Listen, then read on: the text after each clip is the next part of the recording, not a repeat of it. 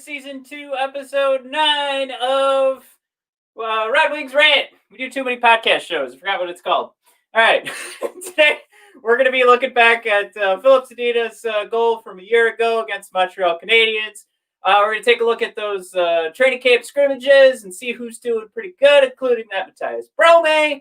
We're going to take a look at the World Juniors and give our final farewell to the tournament and who played well for the Red Wings prospects, and of course celebrate a little bit for that USA win. Woo! USA! USA! All right. Enough of that. As we do every episode, time to jump into that quick Hockey Podcast Network ad. And just like this past Sunday, we are still giving the shout out to Bar Down Breakdown. So check this out. We'll be right back to start the show. Did you know that your favorite band also loves your favorite hockey team? If you love hockey and you love music, you're going to love Bar Down Breakdown, a podcast that explores the crossover between alternative music and the sport we love, hockey. Every NHL player wants to be in a band, and every band guy wants to be a pro athlete. With guests from all over the globe, come along with us as we interview some of the most captivating names in alternative music and talk about why we love hockey and how it's influenced us. You know, there was for a few seconds I thought like, well, maybe we should wear Montreal jerseys, and the NHL was like, I think you should stay neutral. And we're like, yeah, you know what, you're probably right. So tune in every Tuesday on the Hockey Podcast Network, where we'll have a brand new guest and a unique look into the bridge between hockey and music. Man, I wish we could record the video of the faces that I make while we're waiting for these other videos to finish.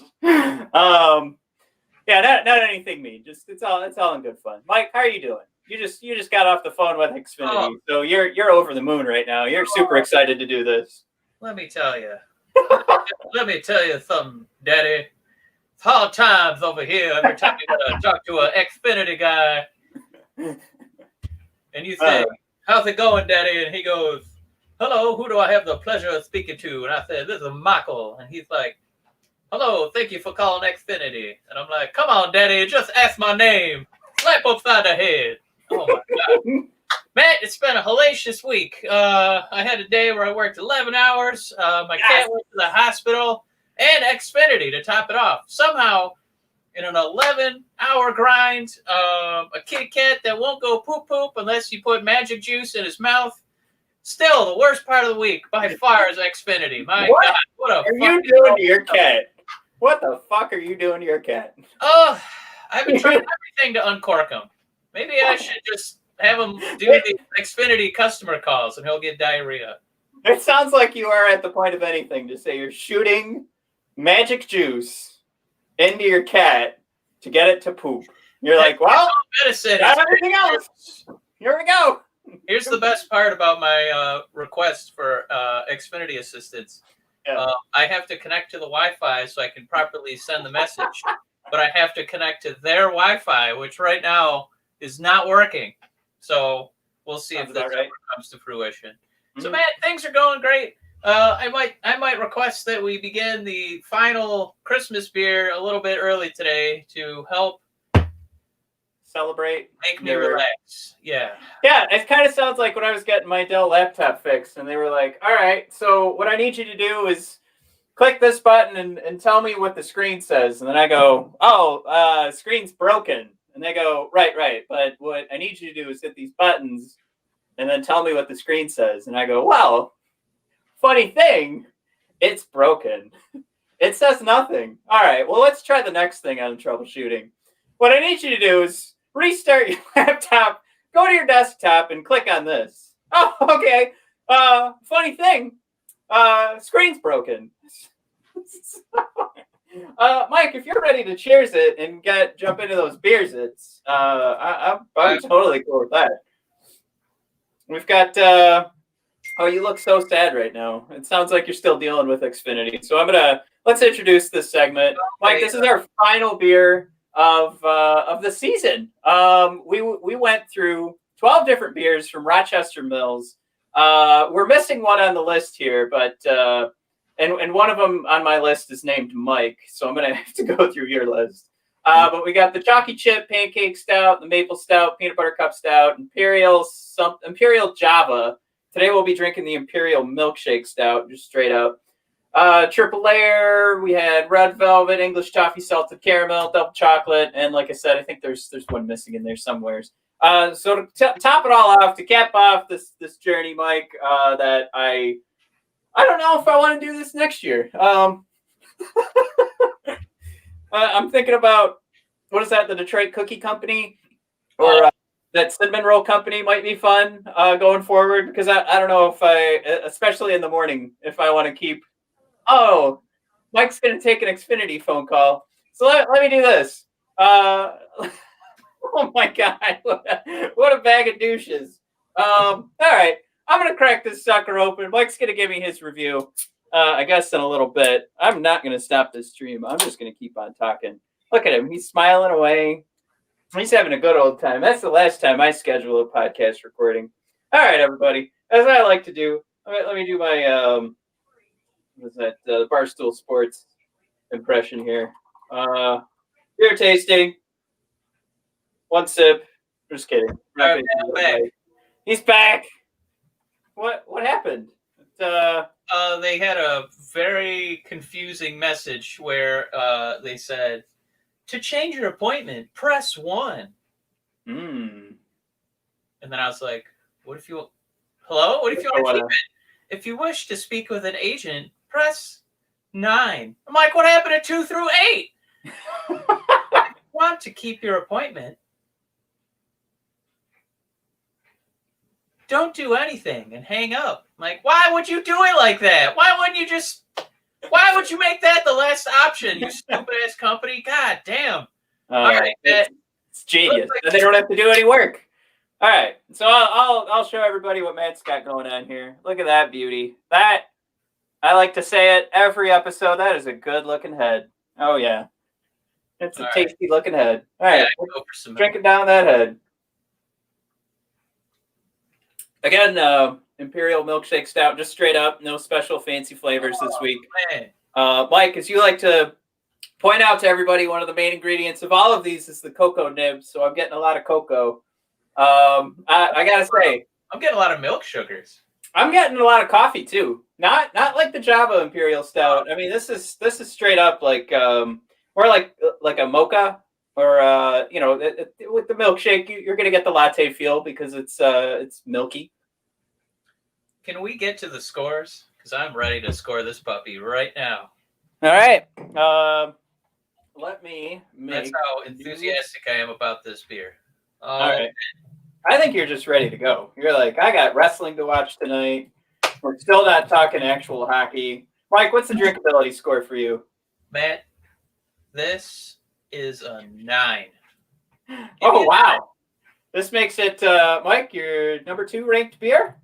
I like this quite a bit too, and I'm gonna go with an 8.7. I'm just gonna make it sound like I care a little bit more by going a little underneath what you're talking about. Mike, now matching the flavor for an Imperial Milkshake Stoutt, I'm giving this a 10 because I don't know how any other flavor you're gonna get from this.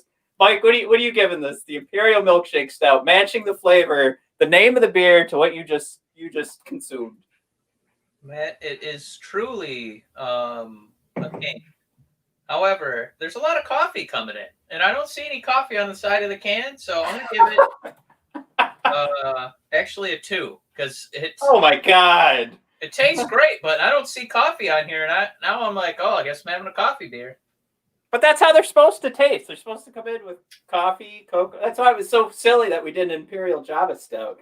All right, now the final thing, Mike, is we like to rate the can. Mike, I do like this. This is sexy. This is just black. I like the font on here. Is pretty nice.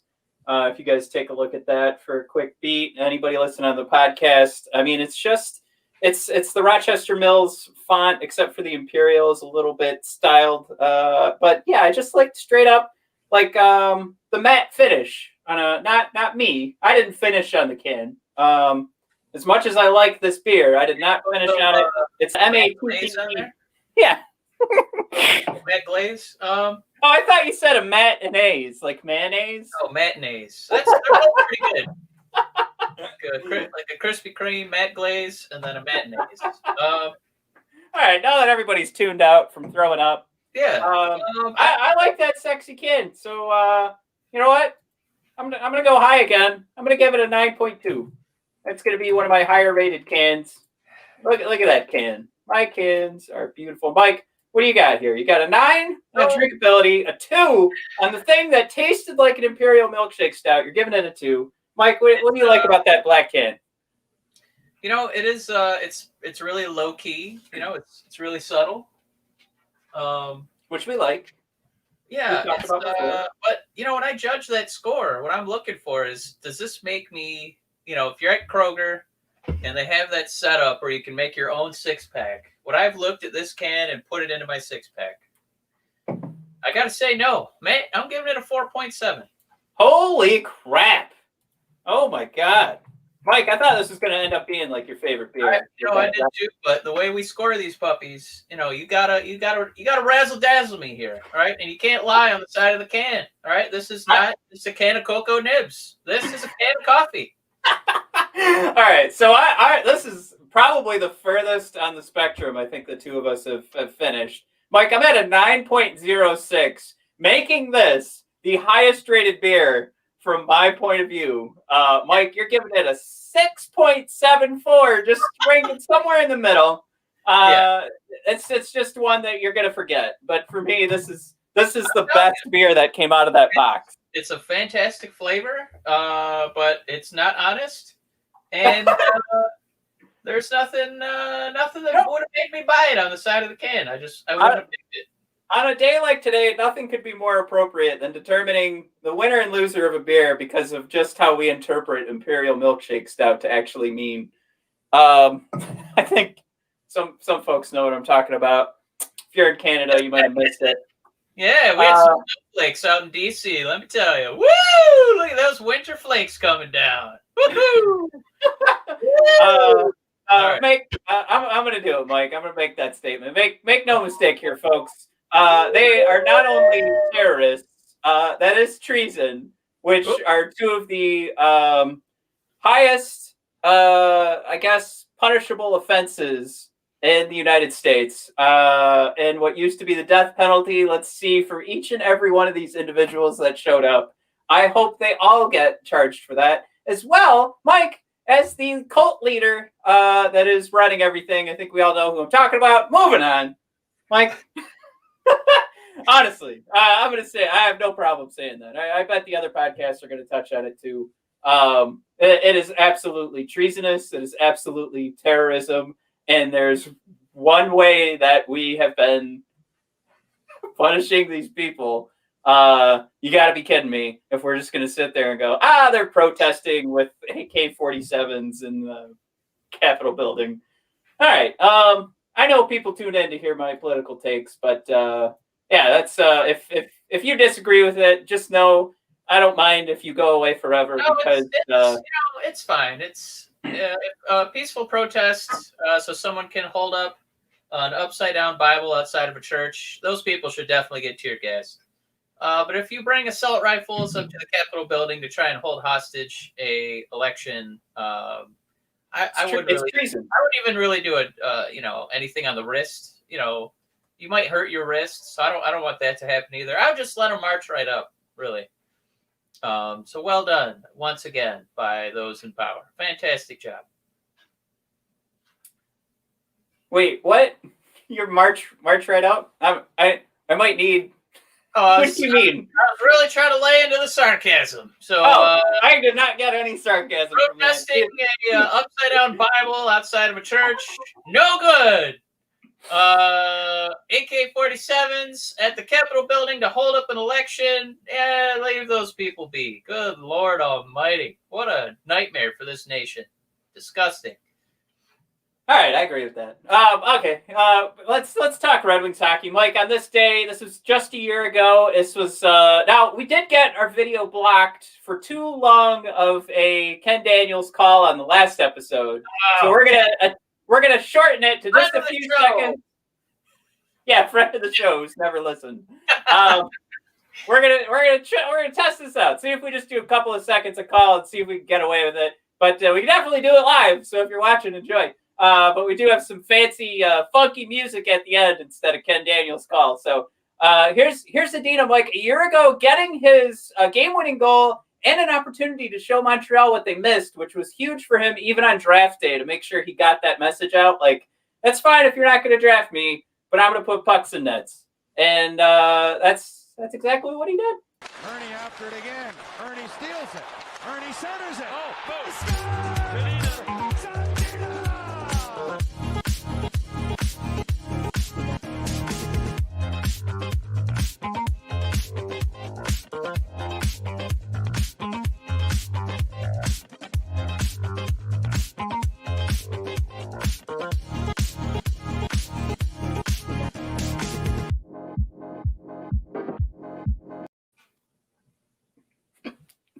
Oh, we're back. Hot dance music. Man. Wasn't it? Man, when I found that, I was like, this is going on all of our On This Day videos going forward. Sorry if you're listening to the podcast and you're just sitting there enjoying the food. You definitely want the YouTube version of that. It reminds me of when we would go to the Joe and Little Caesars Arena. The music always felt just a little out of place. I don't know. They were really big into the house music, but I kind of like that disco drop there. That was a good one. So here's another thing I want to share. Now this is a tweet from Max Boltman. This is the first thing I want to talk about on the Red Wings scrimmages. What Max shared with everybody was a good clip that has been repeated over and over. Is I guess the new goal horn for the Red Wings. I guess it's maybe a new experiment since. Is it supposed to be muted? No, it's I'm just setting it up. So it might be something they're testing out because there's nobody there. So they're like, maybe it'll sound better on TV with all this. But Mike, I mean, it's gotten like Silent Hill comparisons, just like a horror movie feel. So yeah, hopefully this works. Just stop me right away if there's no sound. But here we go.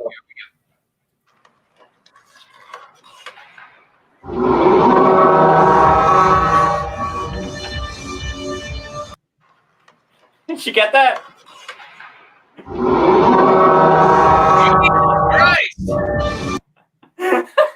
Wow. The air raid is coming in.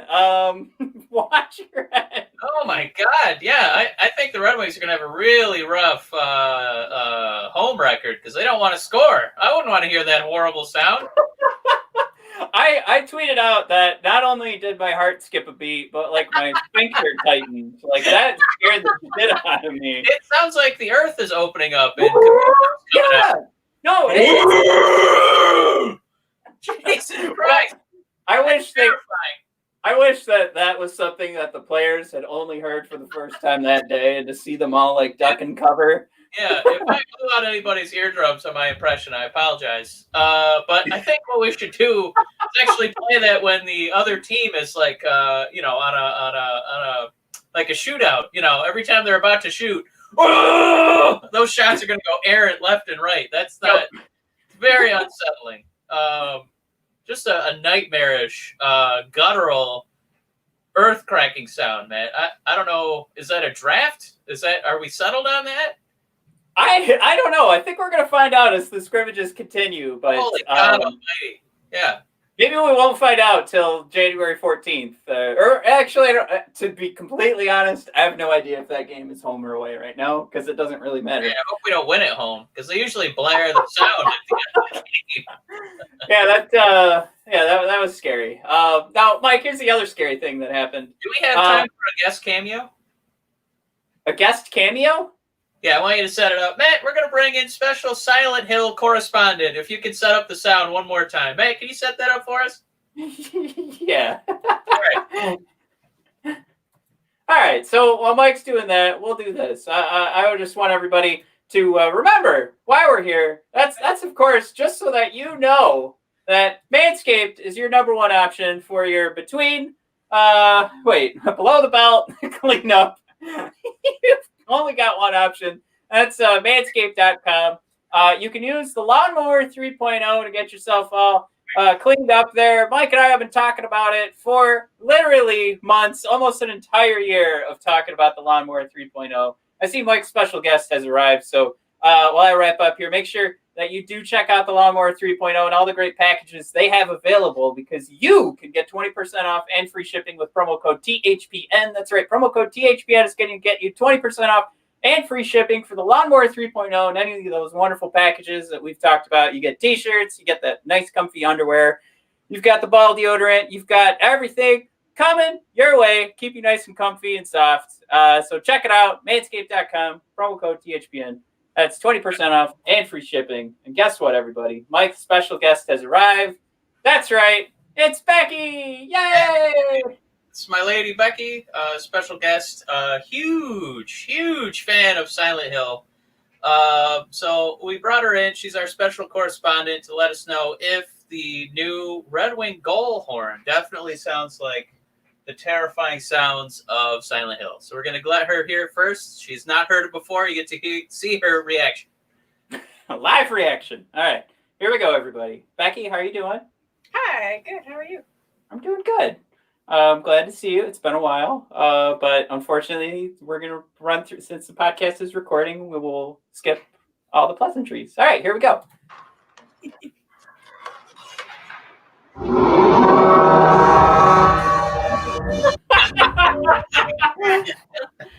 Yeah, that's pretty terrifying.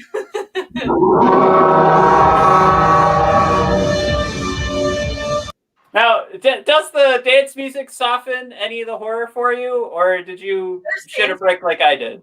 No, I didn't hear any dance music. You didn't hear? I just heard the horror. So what's the grade on that for Silent Hilly Dome? Out of 1 out of 10, I'll give it a 9. A 9. That's still, that's horrifying.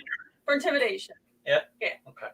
Now, if you were an opponent of the Detroit Red Wings, would that inspire you more to make sure you don't shit your pants, to play harder defense, to never hear that sound again?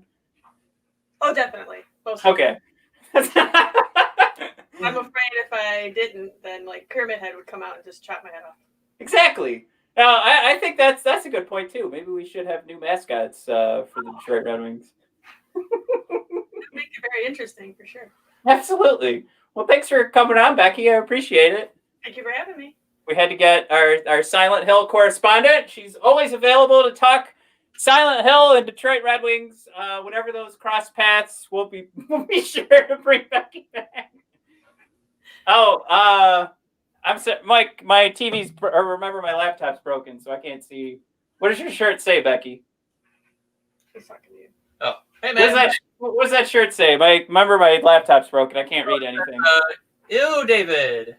Ew, David. Yeah, that's a little Schitt's Creek reference there. Yeah. Christmas gift. All right. Thank you Thanks again for coming, Becky. Thank you, Becky. You're Aw. I spared everybody the small talk so that probably mostly Becky. I spared her of the small talk. But there you have it, folks. You've got a how do we define Becky as an expert in the field? She's a guest correspondent. Silent Hill. What are her qualifications? She's played every game a million times, something like that. Give it to me. Mastered the first 3 Silent Hill games and sat through the bad games. But yeah, that's her life. She loves it. The dark, ominous games. That's totally her thing. And sometimes she'll wake me up and just start humming Silent Hill music. So this is definitely right up her alley. She can't wait to get Red Wings season tickets. So. Well, I do want to talk a couple of items here, and then we'll show some more highlights from the game, from the scrimmage. Mike, how worried do you think we should be that the Red Wings on the Team White actually had a 2-0 lead and blew that lead in the third period? Granted, that does mean that Team Red did have a 2-goal run. Yeah, they did come back. Team Red the whole time, so I was pretty happy. I just thought that was hilarious to me.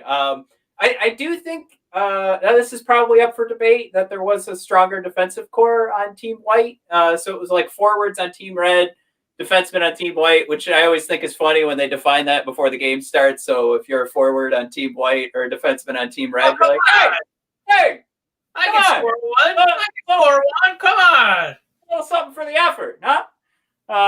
We have our goaltender on Team White and our other guy on Team Red. Oh, come on. Oh, shoot, I knocked out my... See, that's when Mike says something really funny when I knock my headphones out of my ears. So, I gotta say, I didn't like that too much, but I mean, the odds were against either team, to be honest, because there weren't really any rules. If you got a penalty, they still kept it 5-on-5, even though they called the penalty. Oh, sweet. The big thing I thought, and this was reported by Max Boltman as well with his interview with Jeff Blashill, he didn't like, there was like zero sense of urgency. There wasn't a lot of energy in the game.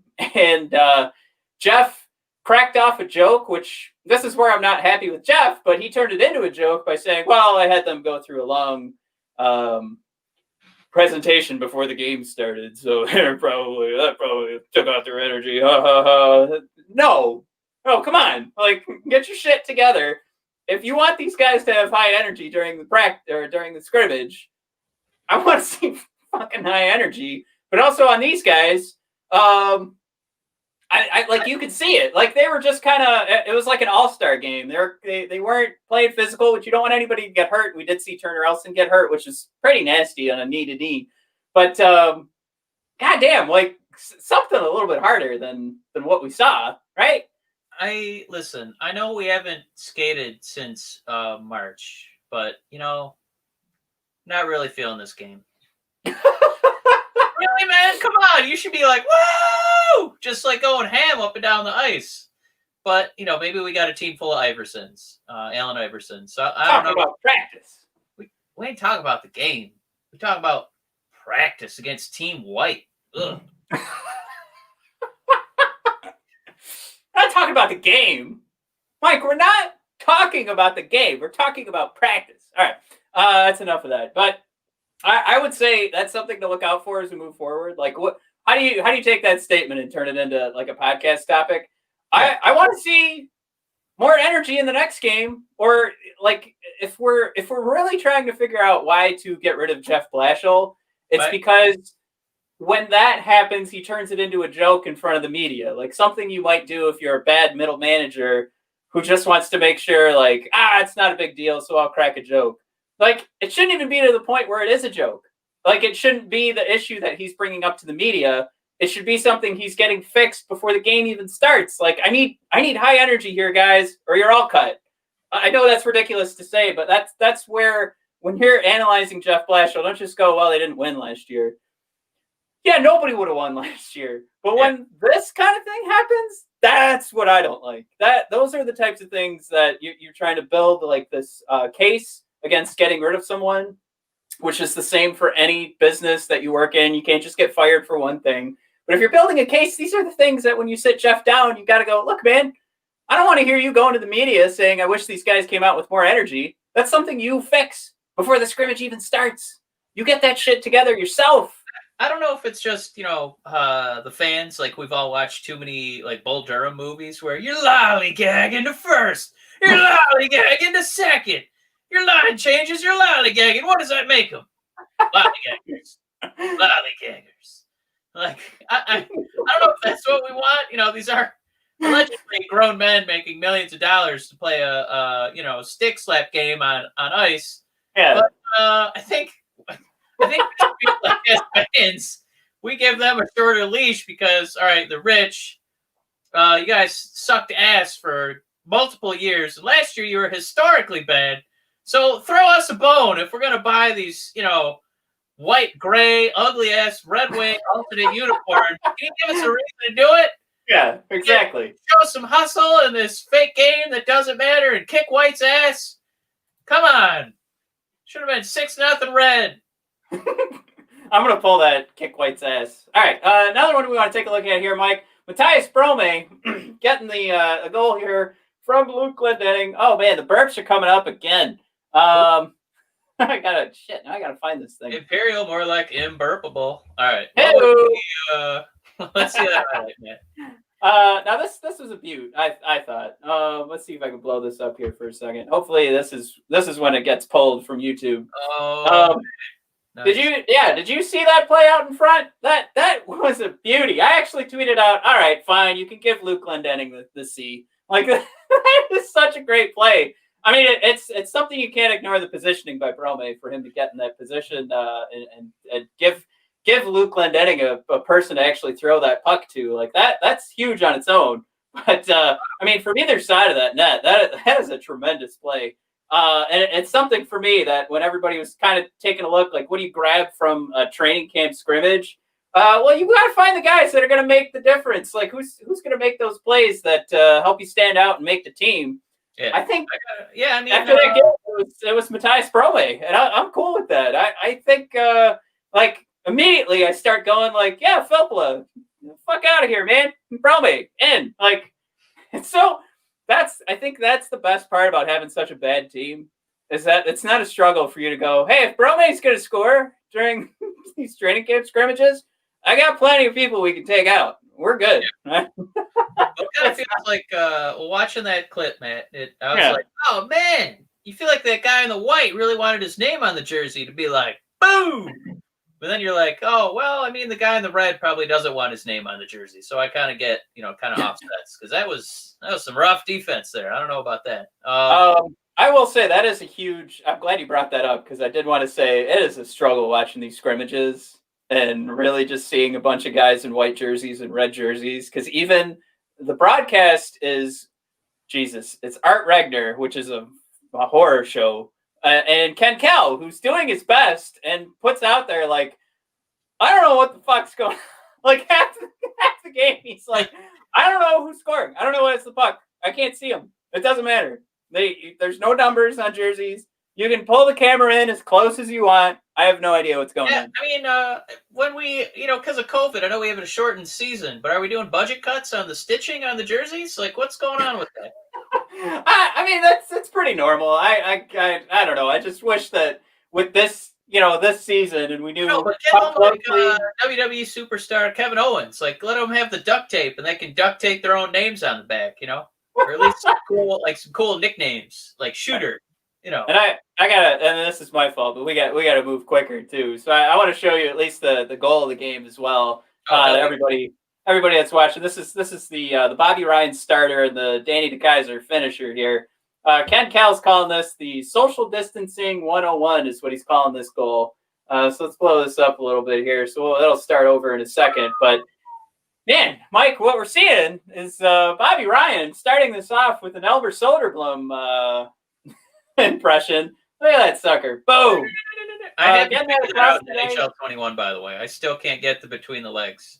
Oh, I mean, for me, it doesn't matter because I can't get the puck over the blue line to get a shot on that. So that's what I'm working on first. Let's turn this down to easy. There we go. All right. So our hope here, Mike, is that because there's no audio, because this isn't necessarily NHL video, this is just coming straight from the Red Wings, that nobody's going to block this on YouTube as we continue to watch it over and over. But it's just a fun play. It wasn't anything where we're going, wow, Bobby Ryan's bringing his shit this year. It's just good to see. And this again was like 3 on 3. I think my favorite part of this goal is the fact that was that DeKeyser you said finished it? Yeah, DeKeyser's face just kind of being like, oh, thank fuck that went in. There's a lot of net for him to shoot at. And he went to the trouble to knock the poor goalie's water bottle off the top of the net. So you got to think, like, after that goal, oh, come on!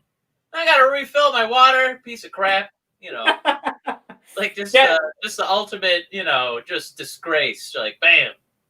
Get a refill, bitch. Yeah. There you go. That's it right there. My favorite part is just DeKeyser just thanking God that puck went in, because you could see it on his face. Like, that wasn't anything where he came around. Like, if I'm 7 feet tall, I don't care. Anytime I dunked, if I was 7 feet tall, I would be screaming my nuts off. DeKeyser put this in a scrimmage. WWE superstar Jeff Hardy is known for having not his finisher, but a signature move called Poetry in Motion. And it looks like HP Mike, who I have to think is Michael Cole, who came up with that move name, commented on the video, called it Poetry in Motion. So another nice take there. Like, ooh, yeah, good catch. All right, so that, I mean, from the scrimmages, do we take too much? I think the one thing I'm grabbing is that I do like the idea of Mathias Brome. If he's going to play like that, and he's been playing well overseas, then yeah, give him that shot. I don't know what else you're going to pull from a scrimmage game. Then give the guy who's giving himself those opportunities. Shoot, you could say it's the bad defense by the Detroit Red Wings. This is why Glendening was able to throw it out in front of the net. Why is the goaltender letting that happen? All of that could be mixed in there, but if we're settled on the fact that this is going to be a losing season and Brome's going to come in with a goal, fine, give him the spot. I don't need to see Filppula on the ice ever again, and it's fine that he's there. And there were moments. He had moments, right? He had moments last season, but I don't ever need to see him again, and that's the point we're at. So let's just move on. All right, moving on with the show. Let's finish off, Mike. A couple of quick shout outs because Team USA. I mean, honestly, Mike, I really didn't even want to tune in because I was like, all right, this is fine. This is Canada's tournament. I don't want to watch us lose. I don't want to see Twitter just act like it's a surprise when Canada wins. But we got the surprise because US won. That felt pretty good. And you get to see the cluster storm of, the verbal tirades from most Canadians that because we're a hockey podcast, we get a lot of Canadians coming through our feed. A lot of people upset with what happened yesterday, including the barrel or trash can with Team Canada's logo on it that took the team picture with Team USA winning the gold. That was news. Mike, this is hilarious because this morning Canada was upset and it was all over TSN. Yeah. That these bastards from the US put Team Canada basically on a garbage can. Mike, this news was nowhere to be found in the US. Nobody cared. Nobody brought up the fact that there was a barrel/trash can with Team Canada's logo on it. And the story behind it was that this was their just focus on this team, and we had a barrel for each team or each round or some baloney like that. Don't look ahead to the gold game. I don't know if I believe that. They posted a Microsoft Word document from 2014, I think they said, that described how to use the barrel. And you could put any date on there. It didn't matter. That was, I think it was a garbage can. I'm cool with it. Canada played like garbage. Team USA, I barely care about this tournament, but when USA beats Canada, God, it feels so. I know. It's so funny that just Canada on a trash can, just the entire country is grinding their molars today. And in the US, it wasn't top. I don't even think it made SportsCenter today on ESPN. But God forbid if you put a picture of Taco Bell on a trash can, be like, oh hell no! Are you kidding me? Taco Bell! Oh my God! That's turned into a WWE promo, man. Look at that hair. That's a BuzzFeed. Just for that joke. Like that turns into that's a BuzzFeed article. That's 10 BuzzFeed lists that come from what would you put on a garbage can? Click on these items on how you'd build a house, and we'll show you what goes on your garbage.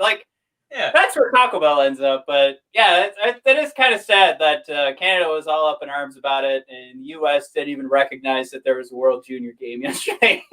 Oh, we didn't even know there's a game. What? Whoops. Yeah, we Matt riddled our way through that one.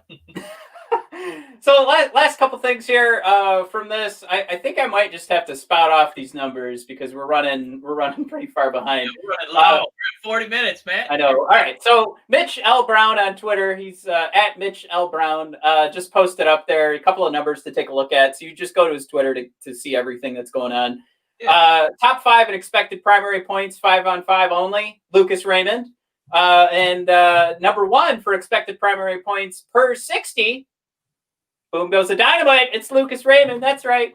And rounding out his top 20 for defensemen in regards to those same statistics, Emil Viro. who's not even listed as a top defenseman for Finland, cracks those lists. So I thought that was cool. I just wanted to give that quick shout out. I probably wanted to spend more time on it, but Mike, we are now ready to play Who's That Pokemon? No, I just before we do, I love stats like that. I gotta hope that Lucas Raymond's agent is taking screenshots of those for when it's contract negotiation time. In 4 to 5 years when that entry level is finally expiring. But yes, as it is every episode, Matt, we play Who's That Pokemon? Starring head coach Jeff Blashill in red, usually by Paul Woods. Matt, you got to figure out who Jeff Blashill was talking about. Are you buckled in? I am. All right. Matt, this quote, there's a lot of spoon feeding on this one. So I'm going to skip all the spoon feeding and basically give you the most generic portion of the quote. I'm okay Here with we that. go. Matt. Cheater. I think having a healthy fill in the blank is a big piece to us being able to have success. End quote. Oh, wait, when was this quote? Was this year? Was from this year. So this is a 2020. This is a training camp quote. This is a quote from the last 30 days. All right, I'm gonna So there's a couple guys in mind. It could be DeKaiser, Mantha, or Zadina. So I'm gonna say that. So everybody's like, okay, Matt's at least thinking of the right name before he gets it wrong. Oh, his team probably is like, an 80 or something, but at least he's turned on the game. Just the Reddit post tomorrow. Idiot on Red Wings Rant. Got it wrong again. How does he not remember that quote from December? All right. I don't even know how to say Tim Stützle. I'm going to say Danny DeKaiser just because he was the most injured of those three men. Matt, you've been on one hell of a losing streak. And it continues. Oh, mother. But not in Who's That Pokemon. Matt, you are successful. You're on the shine. It was Danny DeKaiser. Matt, the full quote was, yeah, healthy DeKaiser is a huge thing for us. He's been one of our top D over the last number of years. He's a guy who can eat minutes, play against the other team's best players, break you out of your zones. You have the puck way more, so you don't have to defend nearly as much. He can add offense by jumping in the play on the rush. I think a healthy Danny DeKaiser is a big piece to us having success. Matt, off the schneid! Woo! Also, that was a big mouthful from Blashill. Good God, take a breath, man. He's excited. A lot of run-on sentences. But, Matt, that's Who's That Pokemon? All right, let's wrap this sucker up. Everybody find us at brothersofdiscussion.com and bodpodcast.com. We're going to be coming out with our Detroit Red Wings 2021 season preview this Friday. We've got a huge interview coming up tomorrow. We're going to play the interview on Sunday morning live for you.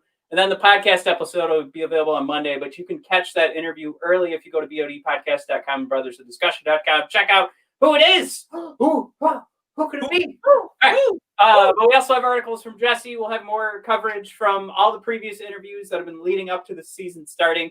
And we'll tag our favorite episodes over the past couple of weeks that we think are going to get you guys ready for the season.